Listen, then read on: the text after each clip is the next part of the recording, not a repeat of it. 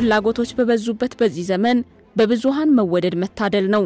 መናገር ባለባቸው ጊዜ የኖሩትንና የሚኖሩትን የሚናገሩ ጊዜው አሉን ሲል ራሳቸውን ከግርግር ገለል ያደረጉ በእምነቱ ተከታዮችም ሆነ እምነቱን በማይከተሉ ኢትዮጵያውያን ዘንድ በእኩል ልብ የተወደዱ የጋራ የሁሉም አባት ተብለው የታመኑ አንደበታቸው ሰውን ያበረታ በሽማግሌና በእምነት አባት ተስፋ እንዳይቆረጥ ያደረጉ ካዘነው ጋር ያዘኑ ተስፋ ላጣው ተስፋ የሰጡ የታላቅነት ክብራቸው በዚህ ዘመን በኢትዮጵያውያን ላይ ተገለጸ ታላቅ አባት ነበሩ።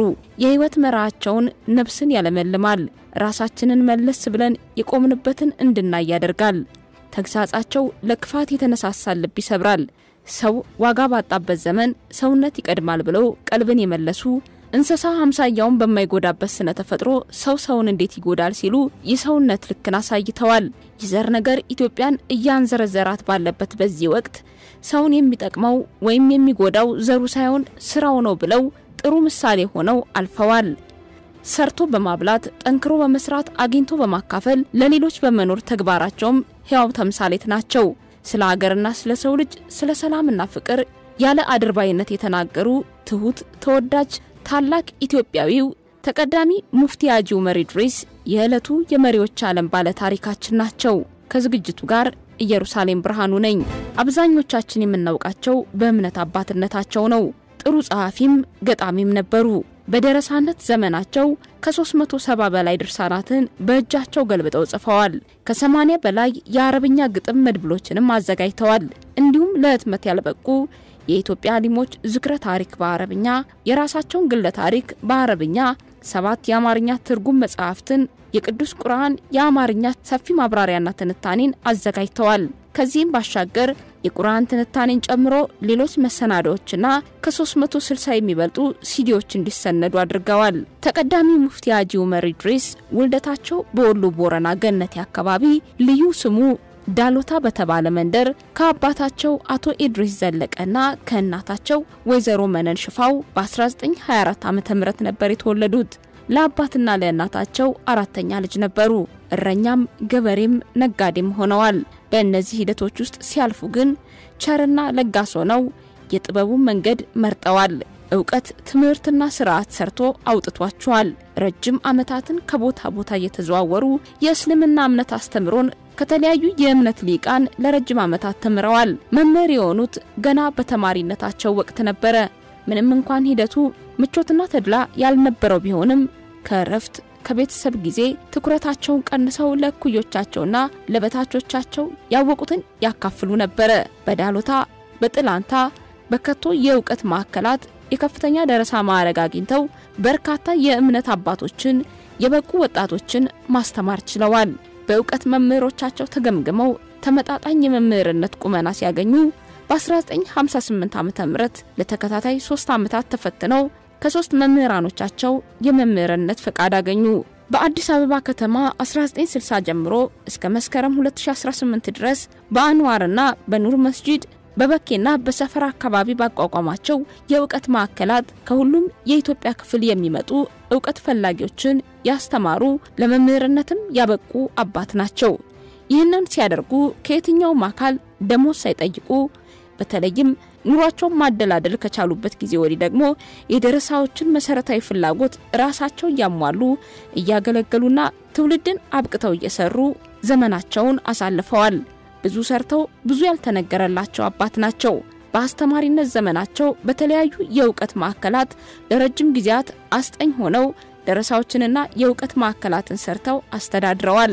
1959 ዓመተ ምህረት ወደ አዲስ አበባ ካቀኑበት ጊዜ ወዲህ ደግሞ የኑር መስጂድን ለ16 ዓመታት በመከተልነትና ለ3 ዓመታት በዋና ኢማምነት ከዛ በኋላ የቀዳሚው የእስልምና ጉዳዮች ጠቅላይ ምክር ቤት መስራች አባል በመሆን ሰርተዋል።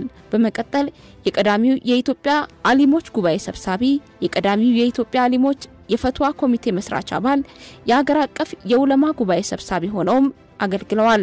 በ11 ዓመታት ውስጥ በ58 የኢትዮጵያ ከተማዎች ተዘዋውረው የእስልምና እምነት ተከታዮች እንዲሁም በሌሎች የእምነቱ ተከታይ ያልሆኑ ሰዎች መካከል ከ130 በላይ ቅራኔዎችና ግጭቶች የጋበዙ ጉዳዮችን ዳግም እንዳይነሱ አድርገው የቋጩ ስምምነት የፈጠሩ ታላቅ አባት ናቸው። ከዚያ በኋላ ባሉት ጊዜያት የአዲስ አበባ እስልምና ጉዳዮች ጠቅላይ ምክር ቤት ምክትል ሰብሳቢ፣ ለ9 ዓመታት ደግሞ ዋና ሰብሳቢ በመሆን የፌዴራል የእስልምና ጉዳዮች ጠቅላይ ምክር ቤት የሐጅና ኡምራ ዘርፍ እንዲሁም የዳዋና የትምህርት ዘርፍ ተጠሪ በመሆን እምነትን ከአመራር ጥበብ ጋር አዋህደውና አዋደው ሰርተዋል። በ2010 በተቋቋመው የኢትዮጵያ ሙስሊሞች የመፍትሄ አፈላላጊ ኮሚቴ ዋና ሰብሳቢ በመሆን ሰርተዋል። ከ2011 እስከ 2014 ዓ.ም የኢትዮጵያ የእስልምና ጉዳዮች ጠቅላይ ምክር ቤት ፕሬዝዳንት፣ ከ1960 እስከ 2018 ዓመተ ምህረት ድረስ ደግሞ በተለያዩ መስጊዶች በመምህርነት፣ በስነ ምግባር እነጻ፣ በአማካሪነት ሁሉን ችለውና አስማምተው ማስኬድ የቻሉ አባት ናቸው። ተቀዳሚ ሙፍቲ ሐጂ ዑመር የእውቀት፣ የሃይማኖት፣ የማህበራዊ አገልግሎት የሚሰጡ ተቋማትን በመመስረት ሂደት ውስጥ ተሳትፏቸው ታላቅ ነው። በ15 ዓመታቸው አንድ መስጊድ፣ አንድ ሐልዋ፣ አንድ የሸያቸውን መኖሪያ ቤት ብቻቸውን በግል ጉልበትና ግብዓት ሰርተዋል።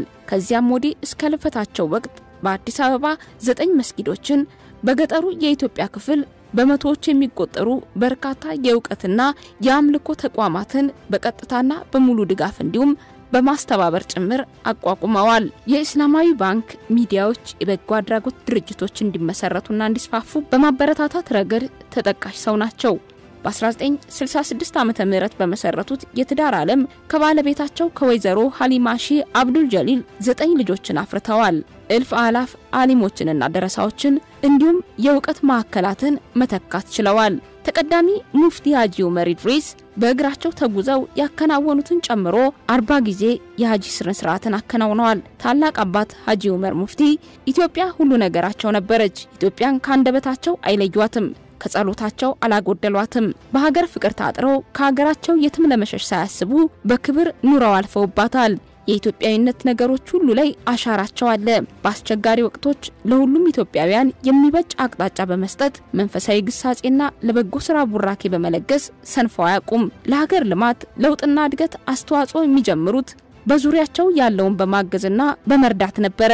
ከ12 በሚበልጡ የመካከለኛው ምስራቅና የምዕራቡ ዓለም ሀገራት በተዟዟሩበት ወቅት ሀገራቸውን፣ ባህላቸውን የሚገልጽ መልእክትና አለባበስ በማቅረብም ለሀገራቸው ያላቸውን ፍቅር አሳይተዋል። ተተኪው ትውልድ ሀገሩን እንዲወድ፣ ሁሉም ዜጋ ለሀገሩ እንዲተባበር የመከሩት ትውልድ ዘር፣ እምነት፣ ጾታ ሳይለይ ፍቅሩን ገልጾላቸዋል። የሥራቸውን ዋጋ በሰዎች ፍቅር የተካሱ ታላቅ የእምነት አባት ልባም የሀገር ሽማግሌ ሆነው ለኢትዮጵያ ኖረውላታል።